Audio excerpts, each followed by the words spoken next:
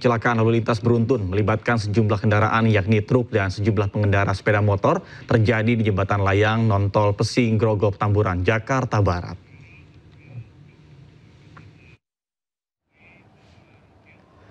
Sebuah truk bermuatan air mineral melaju kencang hingga hilang kendali, menabrak beton pembatas jalan dan menabrak sejumlah pengendara sepeda motor.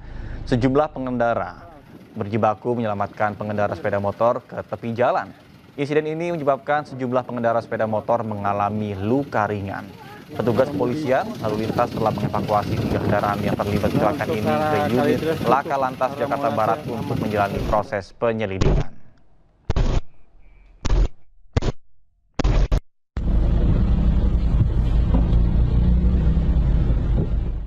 Keributan antar karyawan 2 perusahaan petugas bandara terjadi di area Bandara Domine Edward Osok Sorong, Papua Barat Daya. Kericuhan dipicu pemutusan hubungan kontrak kerja sepihak oleh maskapai kepada perusahaan PT Lintas Megantara dan masukan perusahaan baru.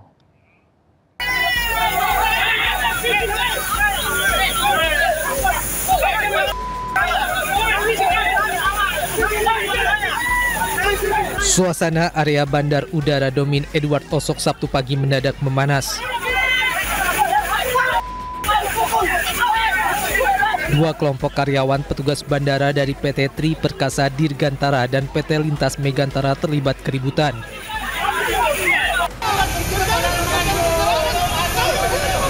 Keributan dipicu saat sejumlah karyawan PT Lintas Megantara sedang melayani pesawat komersil.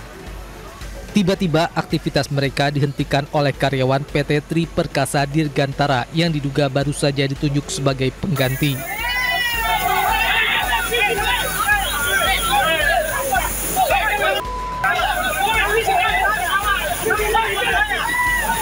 Situasi memanas setelah salah seorang karyawan diduga melakukan provokasi hingga nyaris terjadi adu jotos di dalam area bandara. Usai kedua kelompok diamankan, situasi berangsur terkendali. Keributan dipicu terminasi sepihak maskapai terhadap PT Lintas Megantara dan memberikan kontrak baru kepada PT Tri Perkasa Dirgantara. Padahal sehari sebelumnya sudah ada upaya mediasi antara kedua pihak dan otoritas bandara. Jadi terdapat persoalan penafsiran kontrak. Jadi beda tafsir antara kami dengan PT Lion Air. Nah, PT Lion Air mengirimkan kami surat terminasi yang pada intinya tidak lagi memperpanjang kontrak. Nah, tetapi kontrak ini menurut penafsiran kami berlanjut. Normal, tidak ada masalah. Kalau setahu kami itu ada penggantian penanganan masalah pelayanan daerah dari yang ditunjuk oleh PT Lion. Tetapi kalau mau jelasnya nanti koordinasi dengan PT Lion ya terkait dengan penunjukan dan lain-lain. Saya hanya berbicara terkait operasional bandara. Memang tadi agak terhambat sedikit karena ada sesuatu terkait dengan penunjukan dari Lion. Itu pesawat dari Manado ya?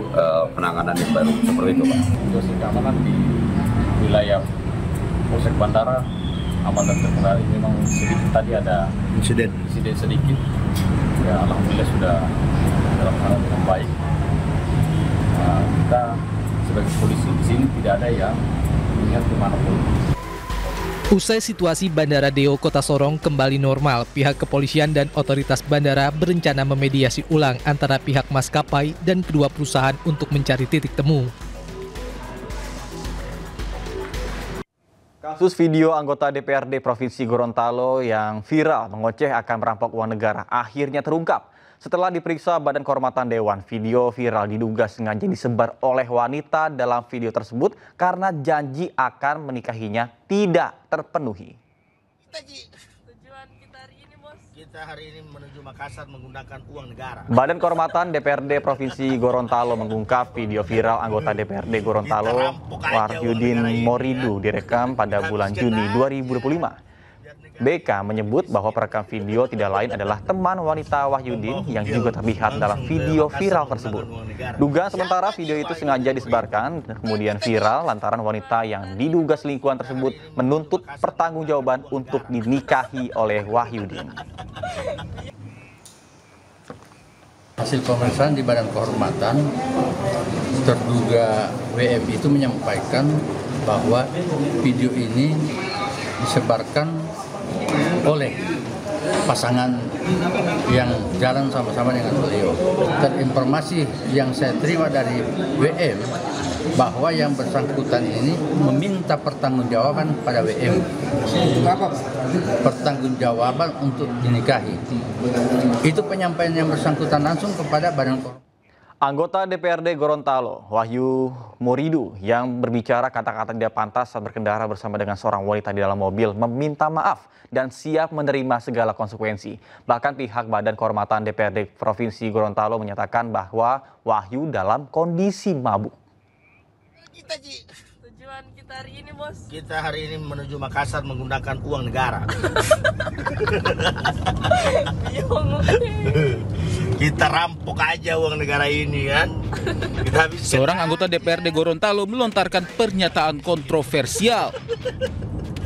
Membawa hugel langsung ke Makassar menggunakan uang negara. Siapa Ji? Wahyudin Moridu.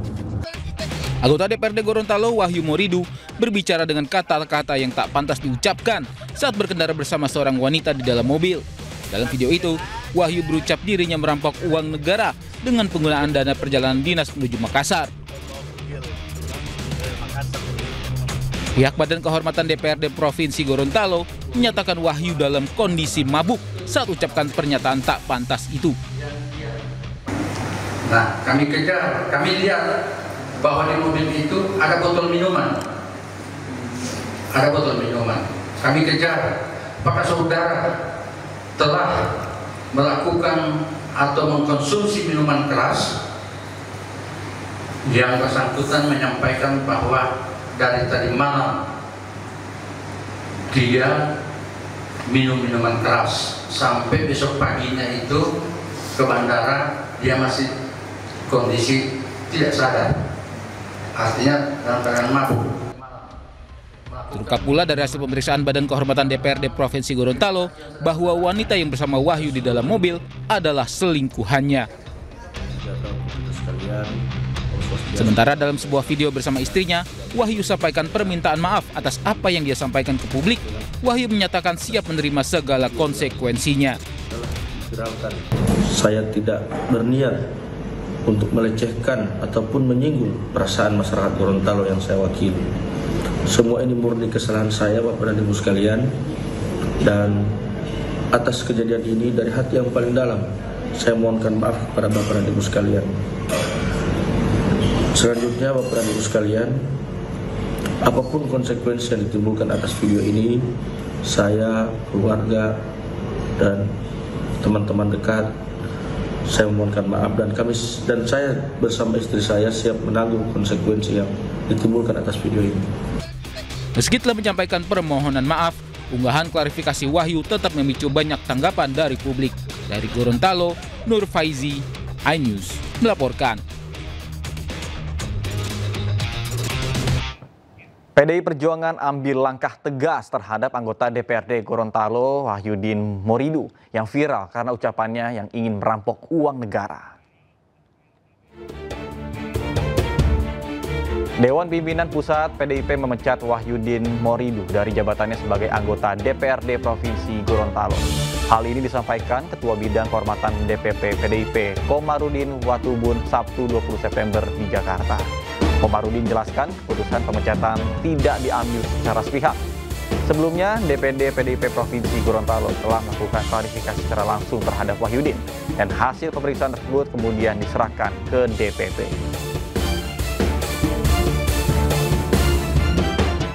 Pemirsa, sebuah minibus tertabrak kereta api di perlintasan kereta api tanpa palang pintu di Desa Darmin, Kecamatan Kertasemaya, Kabupaten Indramayu, Jawa Barat. Sebuah minibus ringsek parah setelah ditabrak kereta api Bangun Karta jurusan Jakarta Jombang. Minibus yang dievakuasi petugas dan warga ini sempat terseret sejauh 15 meter. Pasangan suami istri yang berada dalam minibus mengalami luka berat dan dievakuasi ke rumah sakit. Polisi datang ke lokasi melakukan olah TKP dan meminta keterangan dari sejumlah saksi. Kecelakaan diduga akibat minibus mati mesin saat melintasi rel kereta tanpa palang pintu.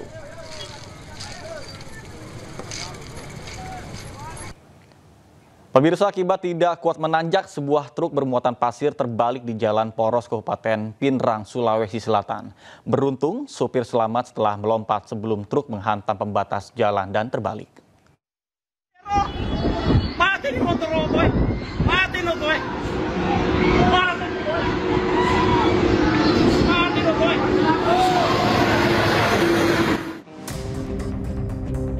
Sebuah truk bermuatan pasir terbalik di Jalan Poros Kabupaten Pinrang, Sulawesi Selatan. Peristiwa tersebut terekam kamera amatir warga. Diduga truk tidak kuat menanjak saat berusaha berjalan di jalan yang menanjak, tiba-tiba truk berjalan mundur hingga menabrak pembatas jalan dan terbalik. Sejumlah kendaraan di belakang truk nyaris tertabrak truk-truk yang berjalan mundur. Beruntung sopir truk berhasil menyelamatkan diri dengan melompat keluar truk sesaat sebelum truk menabrak pembatas jalan dan terbalik. Hingga kini belum ada pihak terkait yang dapat dimintai keterangan. Dari Pinrang, Sulawesi Selatan, Erwin Eka Pratama Anyus melaporkan. Informasi lainnya pemirsa, penolakan sirine, strobo, dan rotator ilegal di jalan ramai di media sosial. Gerakan yang diberikan nama Stop Totot Wuk Wuk berawal dari kemarahan warga kepada pengguna jalan yang gunakan strobo tidak sesuai dengan peruntukan.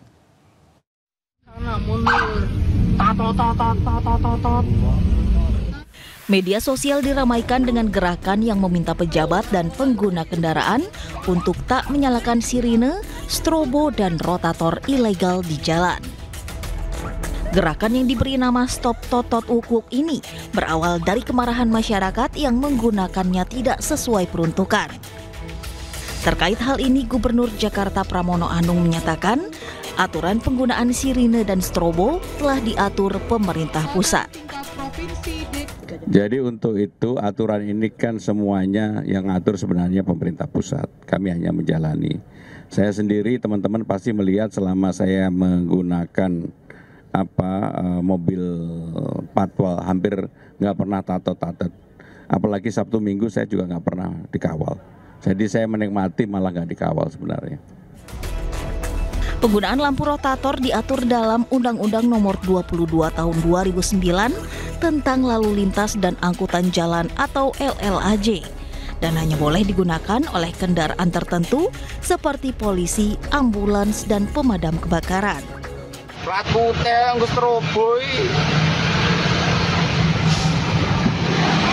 Penggunaan rotator pada mobil pribadi adalah ilegal dan dapat dikenakan sanksi tilang atau pidana 1 bulan dan denda Rp250.000. Tim Liputan iNews melaporkan. Sementara Istana Kepresidenan tanggapi maraknya Stop Totot Wuk Wuk yang memprotes penggunaan sirine dan lampu strobo secara berlebihan pada kendaraan pejabat. Sementara itu, praktisi keamanan berkendara Jusri Palubuhu meminta para pengguna lampu strobo dan sirine merencanakan perjalanannya demi jaga ketertiban di jalan raya.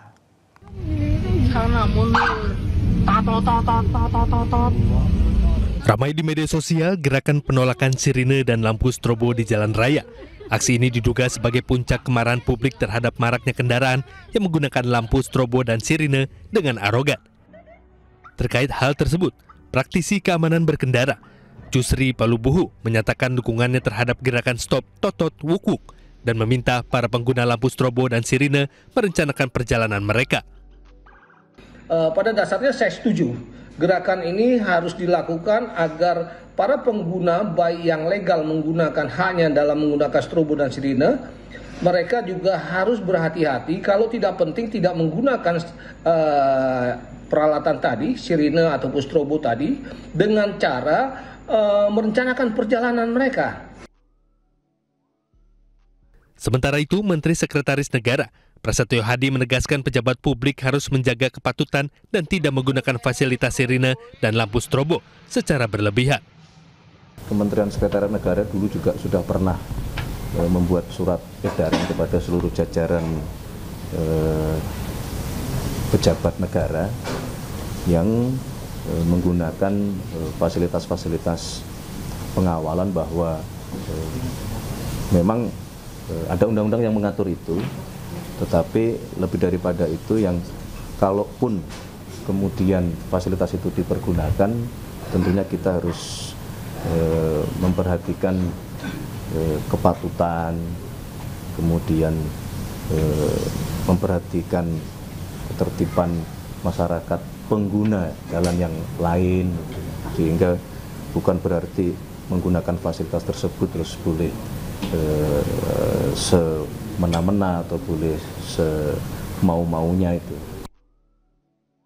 Prasetyo pun menekankan aturan memang memperbolehkan penggunaan sirine dan lampu strobo dalam kondisi tertentu, namun penerapannya harus menghargai ketertiban umum. Tim Liputan iNews melaporkan. Sementara Kakor Lantas Polri bekukan pemakaian sirine dan strobo di jalan raya. Penggunaan sirine, strobo, dan rotator akan segera dievaluasi. Kakor Lantas Polri Irjen Pol Agus Suryo Nugroho menyebut kritik masyarakat yang resah terhadap penggunaan sirine, strobo, dan rotator merupakan hal positif. Pihaknya pun akan langsung melakukan evaluasi. Kemudian berdasarkan Undang-Undang tentang Lalu Lintas dan Angkutan Jalan, penggunaan sirine, rotator, dan strobo hanya untuk ambulans, pemadam kebakaran, kendaraan pejabat, hingga iring-iringan jenazah. Semua masukan masyarakat itu hal positif untuk kita, dan ini saya evaluasi. Dan bahkan saya Kakor Lantas saya bekukan untuk pengawalan menggunakan suara-suara itu. Karena ini juga masyarakat terganggu, apalagi padat, ini kita evaluasi biarpun ada ketentuannya pada saat kapan menggunakan sirine termasuk tatot, dan ini saya terima kasih kepada masyarakat untuk Korlantas sementara kita bekukan. Semoga tidak sembarangan kendaraan atau mobil boleh gunakan lampu strobo atau lampu rotator, dan berikut sejumlah kendaraan yang diperbolehkan menggunakan lampu strobo atau rotator berdasarkan Undang-Undang Nomor 22 Tahun 2009.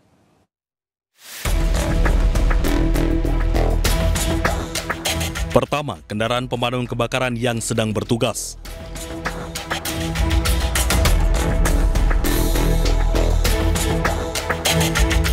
Kedua, ambulans yang mengangkut orang sakit.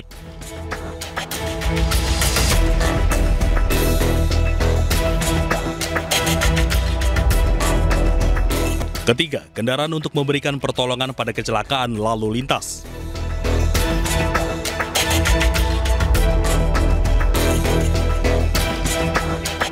Keempat, kendaraan pimpinan lembaga negara Republik Indonesia.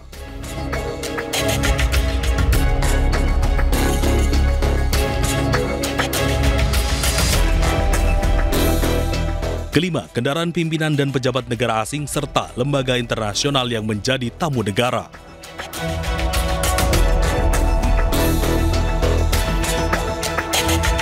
Keenam, iring-iringan pengantar jenazah.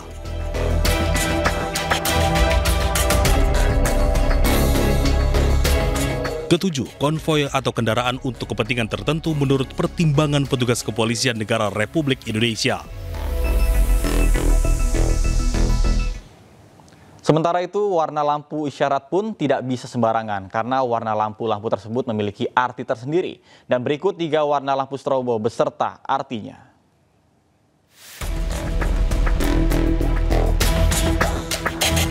Pertama, warna lampu isyarat biru dan sirine digunakan untuk kendaraan kepolisian negara Republik Indonesia.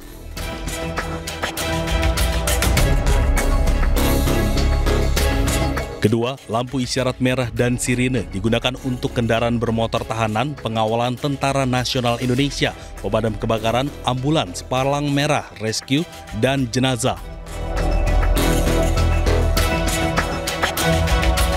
Kemudian ketiga, lampu isyarat kuning tanpa sirine digunakan untuk kendaraan bermotor atau mobil patroli jalan tol, pengawasan sarana dan prasarana lalu lintas dan angkutan jalan, serta perawatan dan pembersihan fasilitas umum, menderek kendaraan dan angkutan barang khusus.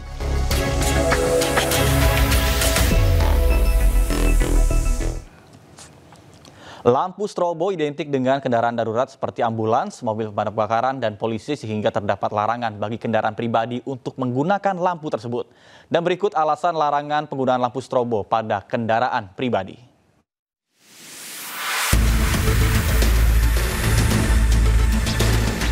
Pertama, mengganggu konsentrasi pengendara lain.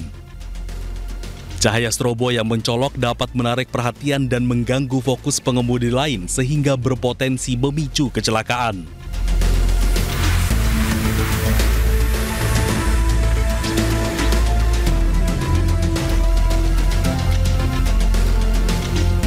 Kedua, meniru kendaraan darurat. Penggunaan strobo oleh kendaraan pribadi dapat membingungkan pengguna jalan lain sehingga menghambat pergerakan kendaraan darurat yang sedang bertugas.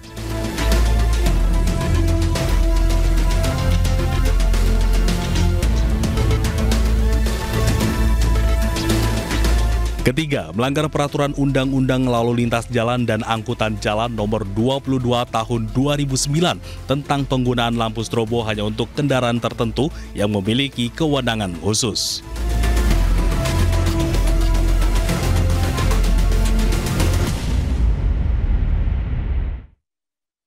Sementara itu ada sanksi yang mengintai bagi para pengendara yang salah gunakan lampu strobo atau lampu rotator.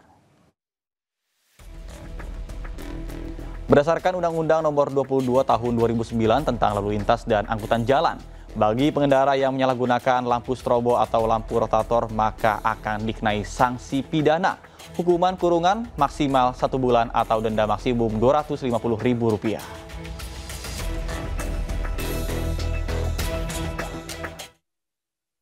Informasi lainnya pemirsa, 2 orang pencuri tas dengan modus pecah kaca mobil menyamar menjadi ojek online di Medan, Sumatera Utara terpergok warga. Akibat aksinya, kedua pelaku diamuk massa.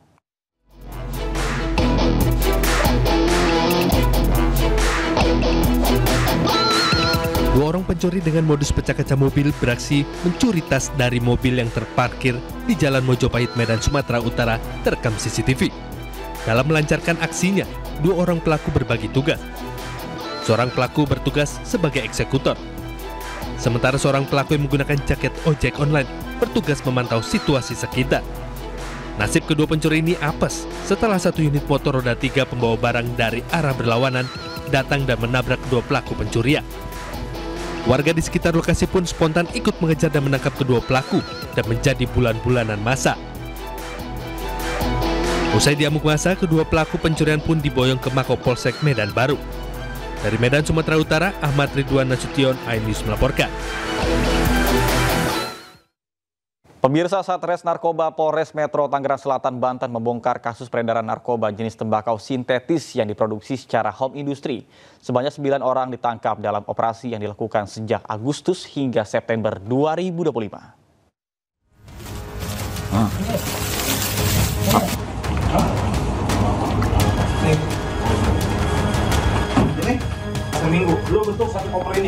Sat Narkoba Polres Tangerang Selatan menggerebek sebuah kontrakan di kawasan Serpong yang dijadikan tempat penyimpanan tembakau sintetis.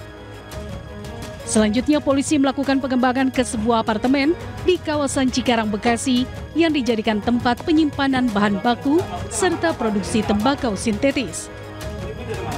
Dari penangkapan tersebut, 9 tersangka diamankan dengan total barang bukti 21 kg tembakau sintetis berikut alat praktiknya. Menurut polisi, para pelaku biasanya mengedarkan tembakau sintetis melalui media sosial. Jadi kami amankan 9 orang dengan barang bukti kurang lebih 21 kg bahan jenis pembuat sintetis tembakau sintetis. Guna mempertanggungjawabkan perbuatannya, para pelaku dijerat dengan Undang-Undang Republik Indonesia tentang narkotika dengan ancaman hukuman maksimal seumur hidup. Dari Tangerang Selatan, Nunung Purnomo, iNews melaporkan. Pemirsa, beragam upaya dilakukan para pelaku usaha SPBU BBM swasta demi mempertahankan karyawannya.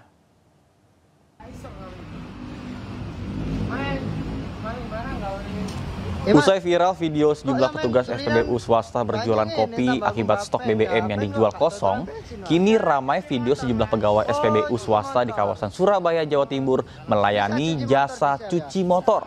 Layanan resmi cuci motor ini dibuka dari 6 pagi hingga 10 malam dengan tarif Rp20.000 per motor. Sementara itu, untuk ketersediaan BBM di SPBU swasta ini kini dalam keadaan yang terbatas. Manualannya ya. Kelangkaan BBM SPBU swasta terus mengundang iba. Di tengah ancaman PHK, pegawai SPBU swasta terpaksa banting setir berjualan aneka dagangan untuk menyiasati ketiadaan stok BBM. Sampai jualan durian montong, bayangkan. Jualan kue, jualan... Kita juga ada durian montong atau kue lapis ya. Kalian mampir ya. Kesian sih. Masyarakat terus membagikan cerita momen pegawai SPBU swasta terpaksa menjajakan aneka dagangan di tengah langkanya stok BBM. Tak hanya di lokasi SPBU, karena kosongnya stok BBM di sejumlah SPBU swasta, para pegawai berkeliling menjajakan kopi, berharap bisa menjemput rezeki. Fenomena ini bukan soal kreativitas, namun karena ancaman PHK yang membayang jika kelangkaan terjadi entah sampai kapan. Kelangkaan stok bahan bakar minyak di SPBU swasta terjadi sejak akhir Agustus 2025 dan masih terjadi hingga kini. Meski masih bisa mengisi BBM di Pertamina, masyarakat mengaku resah lantaran tidak punya pilihan SPBU. Di tengah isu monopoli yang diharapkan tidak benar terjadi, gerak cepat pemerintah mencari solusi masih terus dinanti. Informasi lainnya pemirsa, Roy Suryo CS yang tergabung dalam Aliansi Rakyat Menggugat atau ARM menggeruduk Kejaksaan Agung. Sambil membawa ayam hidup, Roy menuntut Kejagung untuk menangkap dan penjarakan Sylvester Matutina. Masa negara kesatuan Republik Indonesia kalah terhadap... Puluhan orang termasuk sejumlah tokoh seperti Roy Suryo, John Simon, dan Ahmad Khozinuddin menyampaikan tuntutan mereka ke Kejaksaan Agung. Masa menuntut agar Kejagung tidak boleh kalah dan segera menangkap Sylvester. Sylvester Matutina divonis 1,5 tahun atas kasus pidana umum pada tahun 2019 yang lalu. Sylvester pun dilaporkan 100 advokat atas tuduhan pencemaran nama baik terhadap Yusuf Kala. Kita di sini bersama-sama untuk melihat apakah Kejaksaan Agung dan jajaran di bawahnya, terutama Jaksa Agung, masih punya gigi dan masih punya nyali untuk menangkap buronan yang namanya Sylvester Matutina. Dan saya pakai kaos mencari. Ini gambar orang yang juga tidak punya nyali dia. Ya, kalau dia bukan DPO, tapi lagi kita kejar ijazahnya juga. Ayam sayur ini. Tapi dia pun juga mencari etika yang hilang. Hai Jaksa Agung, segera cepat lakukan eksekusi terhadap Sylvester Matutina. Masa negara kesatuan Republik Indonesia kalah terhadap ulah buronan yang seharusnya dieksekusi. Tidak ada kata terlambat, tidak ada kata... Jasa Pengacara Negara atau JPN tidak lagi didampingi Wakil Presiden Gibran Rakabuming Raka dalam menghadapi gugatan perdata pada 125 triliun rupiah di Pengadilan Negeri Jakarta Pusat. Putra sulung Presiden ke-7 Republik Indonesia Jokowi tersebut digugat atas sekolahnya di jenjang SMA yang tidak lulus di Indonesia.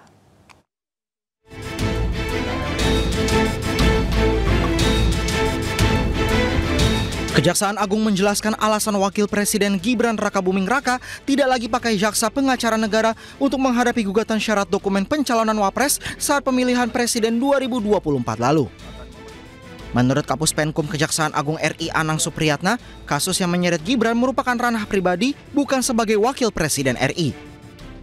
Memang pada saat itu permohonan gugatan terhadap Pak Gibran selaku Wapres itu ditujukan, dikirimkan surat itu ke Sekretariat Wapres. Tentunya apabila itu terkait dengan Sekretariat Wapres itu kan institusi negara, maka pada saat itu ada permohonan untuk diwakili oleh JPN.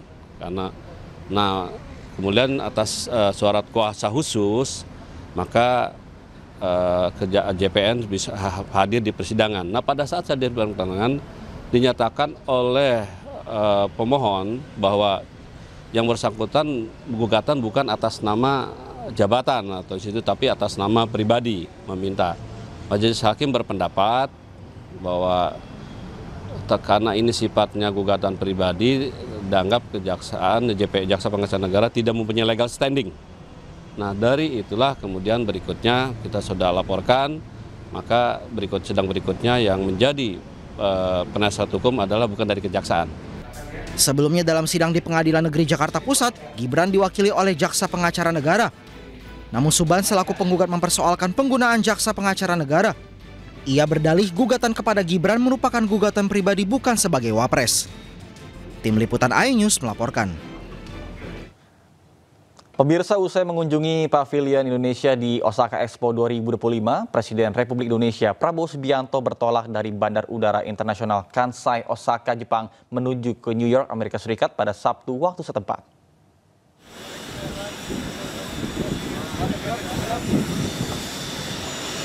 Keberangkatan Presiden Prabowo Subianto dilepas langsung oleh former Assistant Kabinet Sekretari Jepang, yakni Keiichi Ichikawa, Ambassador in Charge Kansai Region Yasushi Misawa, dan sejumlah pejabat duta besar Indonesia di Jepang.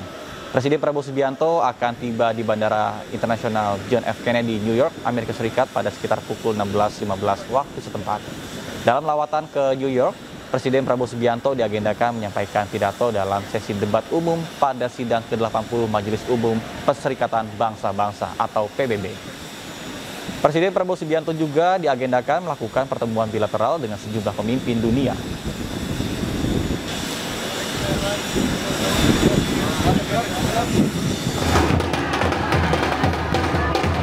Sebelumnya, kehadiran Presiden Republik Indonesia Prabowo Subianto disambut antusias para diaspora Indonesia saat mengunjungi Pavilion Indonesia di Expo 2025 Osaka, Jepang.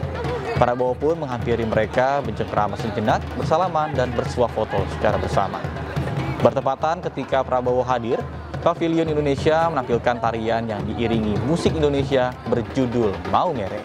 Pavilion Indonesia di Expo 2025 Osaka merupakan salah satu spot favorit dengan sekitar 30.000 pengunjung setiap hari. Pavilion ini mengusung tema Thriving in Harmony, Nature, Culture, Future, terinspirasi dari filosofi Bali Trihita Karana yang menekankan harmoni antara manusia, alam, dan juga Tuhan. Pavilion Indonesia diharapkan mampu memperkuat citra bangsa sebagai negara yang kaya akan warisan budaya, sumber daya alam, serta inovasi berkelanjutan.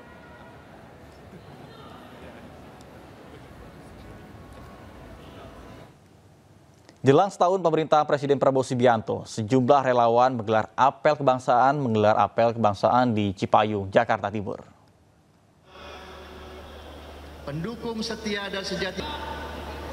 Sejumlah relawan diantaranya Gerakan Cinta Prabowo, Garuda Asta Cita Nusantara Rampas Setia 08, Garda Rakyat 08, Garuda Emas menggelar apel bela negara sebagai bukti solidaritas serta kesetiaan para relawan terhadap Presiden Prabowo. Dalam apel kebangsaan ini, relawan menegaskan mendukung penuh Presiden Prabowo Subianto selama berpihak ke masyarakat. Untuk menyambut 1 tahun pemerintahan Prabowo, rencananya relawan akan menggelar apel kebangsaan lebih besar pada 20 Oktober 2025 mendatang. Selama kebijakan itu berpihak kepada masyarakat, tentu akan kami dukung, kami support. Karena kami cinta kepada Prabowo, tapi kami bukan cinta buta. Kami berhak menjadikan Prabowo presiden, ya. Dan sekarang Bapak Prabowo sudah jadi presiden, tentu kami juga akan mengawal, mendukung, mensupport Pak Prabowo. Selama kebijakan itu berpihak kepada masyarakat, maka kita akan dukung. Kita akan selalu mensupport Pak Prabowo untuk hal. Pemerintah telah menyepakati total jumlah hari libur nasional dan libur cuti bersama untuk tahun 2026.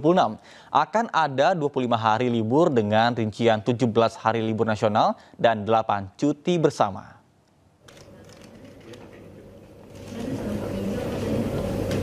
Pemerintah melalui rapat tingkat menteri menyampaikan usulan terkait dengan jumlah hari libur nasional dan cuti bersama untuk tahun 2026 mendatang. Menteri Koordinator Bidang Pembangunan Manusia dan Kebudayaan bersama dengan Menpan RB, Menteri Agama, dan Wakil Menteri Ketenagakerjaan menandatangani surat putusan bersama 3 menteri tersebut terkait dengan hal tersebut. Hasilnya akan ada 17 hari libur nasional dan hari cuti bersama pada tahun 2026. Jadi totalnya adalah 17 hari.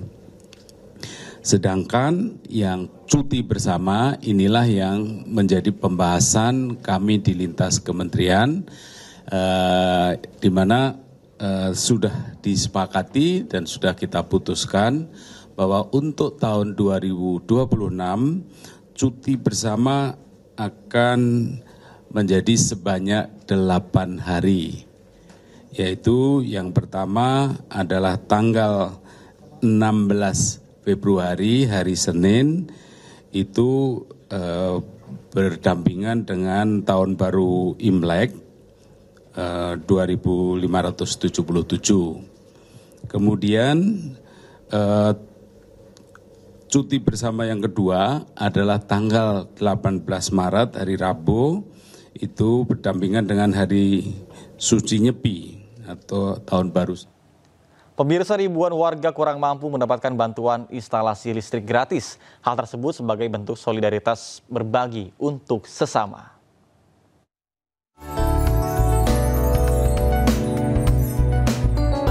Sebagai bentuk kepedulian terhadap masyarakat kurang mampu, PT PLN Persero membagikan atau memasang meteran listrik gratis terhadap rumah salah seorang warga di Desa Cimenyan, Kecamatan Cimenyan, Kabupaten Bandung. Pihak PT PLN Persero mendatangi langsung salah satu rumah penerima manfaat meteran listrik gratis. Penyerahan instalasi listrik dari pihak PLN ini merupakan salah satu program yang sangat bermanfaat bagi masyarakat kurang mampu. Terhitung sejak 2022 hingga saat ini, pihak PLN Persero melalui kantor cabang Jawa Barat telah memberikan meteran secara gratis kepada 4.697 penerima manfaat. Program Jumat Berbagi Cahaya yang diinisiasi dari iuran patungan pegawai PLN ini disalurkan seluruhnya pada masyarakat kurang mampu. Kendalanya dari uang. Uang ya? Ya uangnya nggak cukup, jadi pas-pasan aja buat makan sehari-hari, buat bekal anak sekolah gitu. Ini Bu, sekarang nih setelah mendapatkan bantuan dari pihak PLN sendiri itu seperti apa sih? Ya alhamdulillah senang. Yang belum punya mudah-mudahan nanti bisa ngerasain apa yang saya rasain, alhamdulillah. Oke, baik, jadi kita punya program namanya Light Up the Dream atau menyalakan mimpi. Jadi untuk keluarga-keluarga yang kita nilai membutuhkan, itu kita bantu untuk instalasi berikut biaya pasang baru. Rencananya program Jumat Berbagi Cahaya akan terus dilakukan PT PLN Persero bagi masyarakat di Kabupaten Bandung, Jawa Barat. Dan akan lebih banyak lagi program yang dilakukan PT PLN hingga pelaksanaan Hari Listrik Nasional pada Oktober mendatang. Dari Kabupaten Bandung, Jawa Barat, Yohan Pangestu, iNews melaporkan. Kolaborasi perbankan dan pemerintah daerah berhasil menciptakan terobosan program berbasis digital. Inovasi ini akan bermanfaat untuk meningkatkan kualitas berbagai sektor.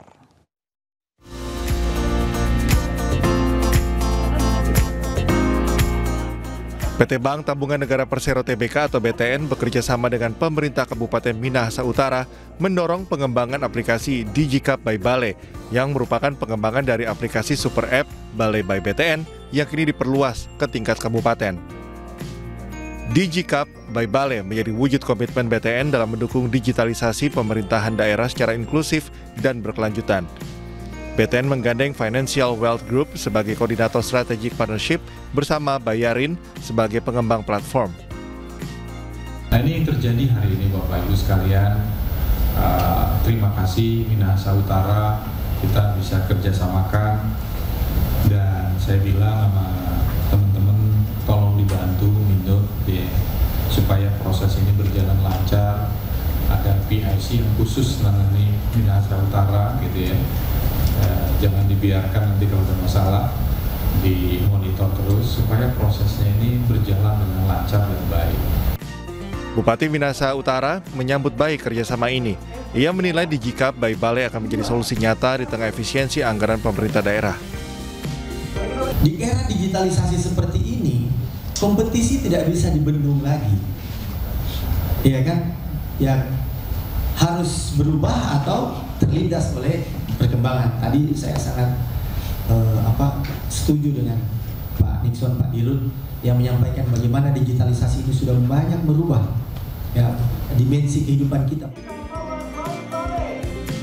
DigiCap by Bale menghadirkan fitur unggulan. Platform ini juga mendukung pembiayaan UMKM milenial serta menyediakan layanan kesehatan melalui program DigiCap Sehat. Platform ini juga membangun ekosistem keuangan daerah dengan mendorong transaksi non-tunai, dana murah, serta akses produk tabungan dan pembiayaan perumahan. Tim Liputan iNews melaporkan. Kembali di iNews Pagi, pemirsa, kebakaran hebat melanda permukiman padat penduduk di Kota Makassar, Sulawesi Selatan yang meludeskan 6 unit rumah dan menyebabkan seorang anak perempuan berusia 7 tahun tewas terjebak. Kebakaran terjadi di Jalan Manunggal 31 Lorong, Teluk Bayur 6, Sombala, Kecamatan Tamalate, Makassar, Sulawesi Selatan. Api cepat membesar di tengah permukiman padat penduduk hingga meludeskan 6 unit rumah dan merusak 2 rumah lainnya.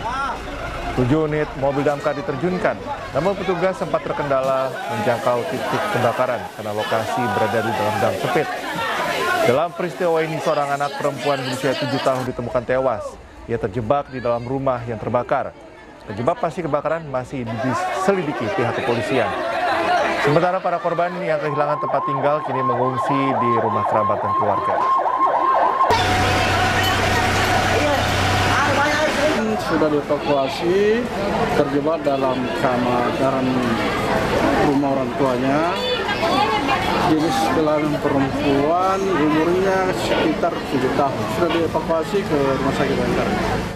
Kecelakaan lalu lintas beruntun melibatkan sejumlah kendaraan, yakni truk dan sejumlah pengendara sepeda motor, terjadi di jembatan layang non-tol Pesing Grogol, Petamburan, Jakarta Barat. Satu unit truk bermuatan air mineral melaju kencang hingga hilang kendali, menabrak beton pembatas jalan dan kemudian menabrak sejumlah pengendara sepeda motor. Sejumlah pengguna kendaraan berjibaku menyelamatkan pengendara sepeda motor ke tepi jalan. Insiden ini menyebabkan sejumlah pengendara sepeda motor menderita luka ringan. Petugas kepolisian lalu lintas telah mengevakuasi 3 kendaraan yang terlibat kecelakaan ini ke unit Laka Lantas Jakarta Barat untuk menjalani proses penyelidikan.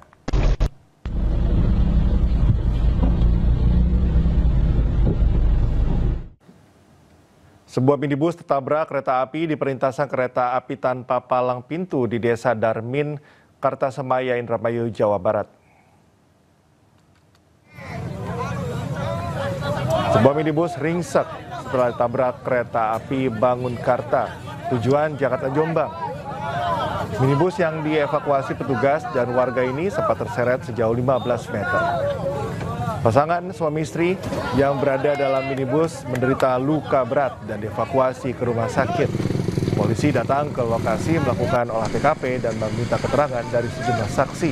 Kecelakaan diduga akibat minibus mati mesin saat melintasi rel kereta tanpa palang pintu.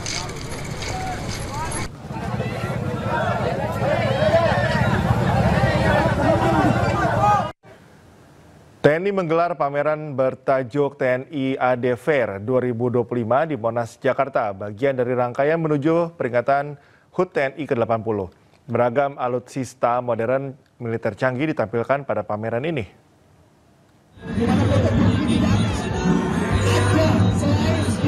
Masyarakat umum antusias mengunjungi TNI AD Fair 2025 pada Sabtu. Sejumlah alutsista yang menjadi pusat perhatian adalah alutsista jenis tank seperti tank Leopard milik TNI AD. Tidak hanya orang dewasa, anak-anak turut antusias naik ke atas tank untuk berfoto. Tank Leopard menjadi salah satu tank terkuat asal Jerman yang mampu menempuh jarak hingga 550 km dengan 1.200 liter bahan bakar. Pameran alutsista ini digelar selama 2 hari, yakni 20 hingga 21 September 2025.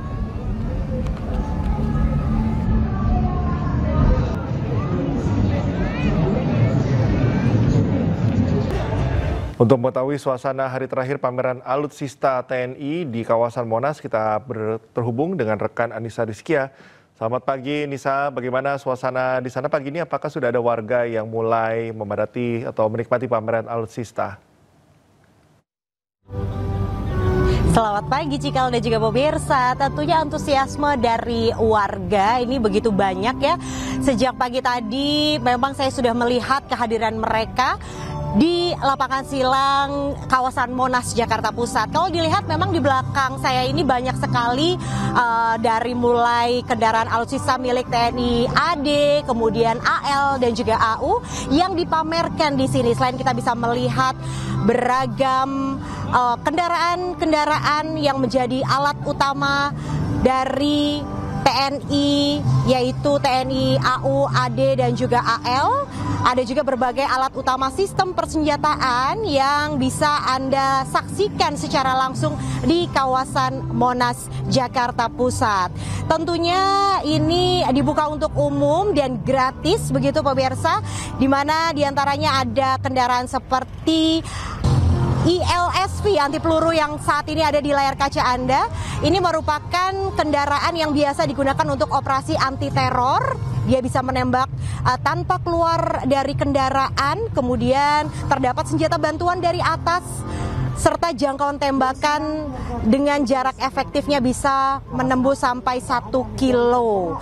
Tentunya ini menjadi daya tarik bagi masyarakat karena memang hari ini tidak hanya pameran alutsista yang bisa disaksikan oleh masyarakat yang ada di Jakarta dan sekitarnya, namun juga hari ini sedang ada Panglima TNI RAN. Jadi para pelari-pelari pagi hari ini sudah mulai memadati kawasan Monas maksud saya, dan memang tadi kami juga sempat menyaksikan Panglima TNI sudah hadir di tengah-tengah kita untuk melakukan flag off di jam 6 pagi nanti.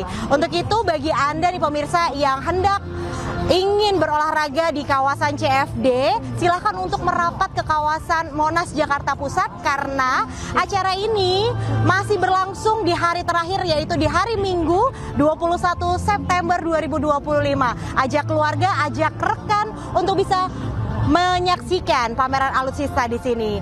Dari Monas saya kembalikan kepada Anda Cikal yang ada di studio. Ya, pameran alutsista memang selalu menarik perhatian warga. Terima kasih Anissa atas laporan Anda. Selamat bertugas kembali. Pemirsa, keributan antar karyawan 2 perusahaan petugas bandara terjadi di area Bandara Domine Edward Osok, Sorong, Papua Barat Daya. Kericuhan dipicu pemutusan hubungan kontrak kerja sepihak oleh maskapai kepada perusahaan PT Lintas Megantara dan memasukkan perusahaan baru.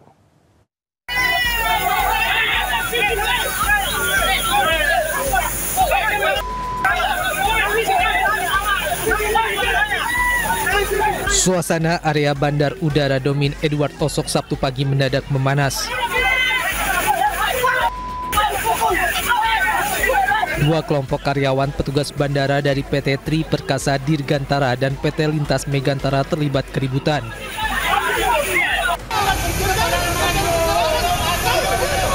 Keributan dipicu saat sejumlah karyawan PT Lintas Megantara sedang melayani pesawat komersil. Tiba-tiba aktivitas mereka dihentikan oleh karyawan PT Tri Perkasa Dirgantara yang diduga baru saja ditunjuk sebagai pengganti.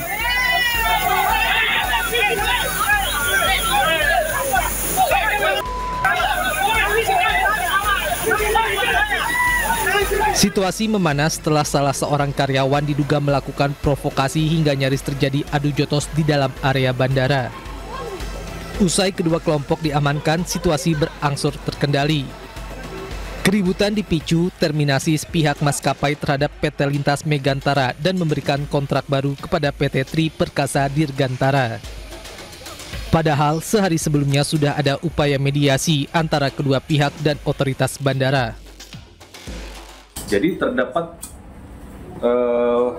persoalan penafsiran kontrak. Jadi beda tafsir antara kami dengan PT Lion Air. Nah, PT Lion Air mengirimkan kami surat terminasi yang pada intinya tidak lagi memperpanjang kontrak. Nah, tetapi kontrak ini menurut penafsiran kami berlanjut. Normal, tidak ada masalah. Kalau setahu kami itu ada penggantian penanganan masalah pelayanan negara dari yang ditunjuk oleh PT Lion. Tetapi kalau mau jelasnya nanti koordinasi dengan PT Lion ya terkait dengan penunjukan dan lain-lain. Saya hanya berbicara terkait operasional bandara memang tadi agak terhambat sedikit karena ada sesuatu terkait dengan penunjukan dari itu pesawat dari Manado ya? Penanganan yang baru seperti itu, Pak. Situasi keamanan di wilayah Polsek Bandara aman dan terkendali. Memang sedikit tadi ada insiden sedikit. Ya, alhamdulillah sudah dalam keadaan yang baik. Kita sebagai polisi di sini tidak ada yang ingat kemanapun. Usai situasi Bandara Deo Kota Sorong kembali normal, pihak kepolisian dan otoritas bandara berencana memediasi ulang antara pihak maskapai dan kedua perusahaan untuk mencari titik temu. Dua jenazah pekerja Freeport yang tertimbun longsor tambang di Grasberg Block Cave, Mimika, Papua Tengah berhasil dievakuasi. Saat ini tim penyelamat masih mencari keberadaan 5 pekerja lainnya.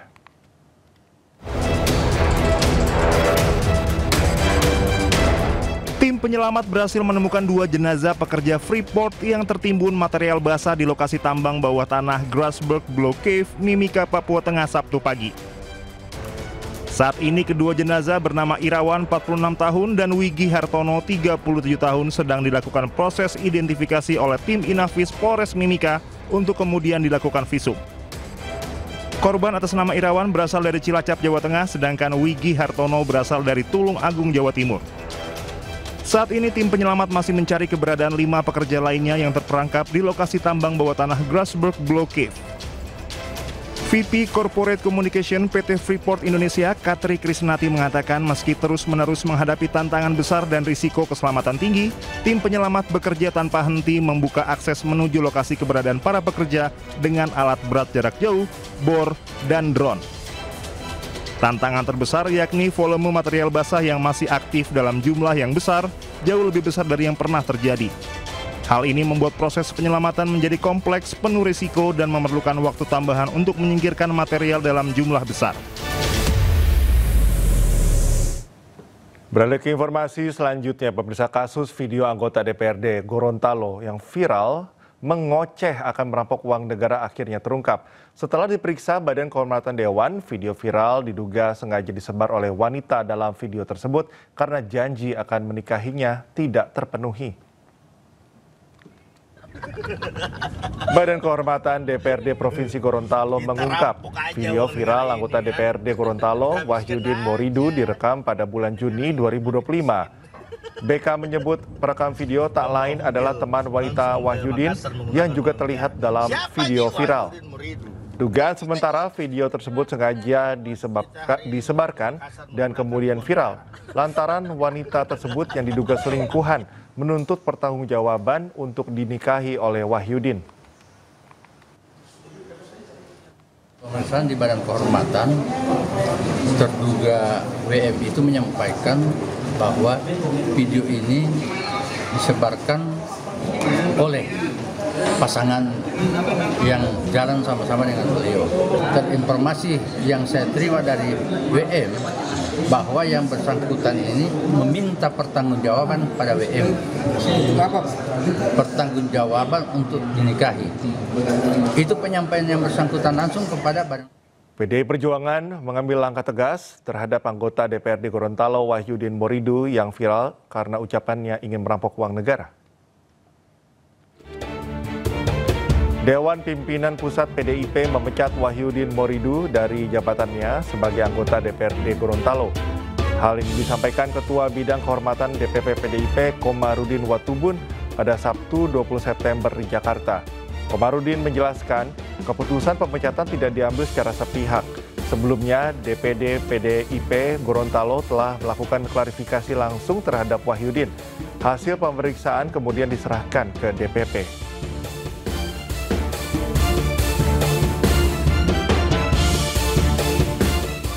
Timnas Futsal Indonesia menang besar atas Belanda dalam babak lanjutan Four Nations Cup 2025. Skuad Garuda melubat The Oranye lewat skor telak 5-1.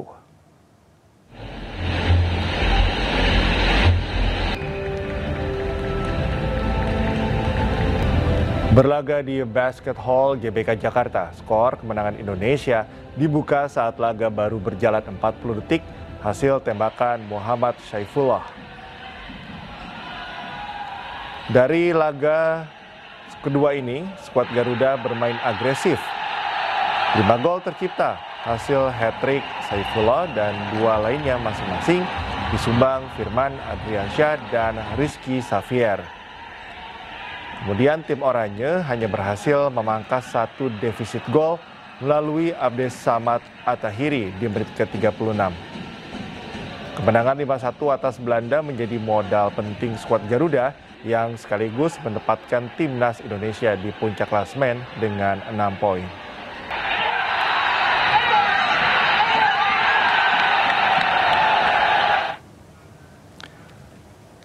Pemirsa, PSIM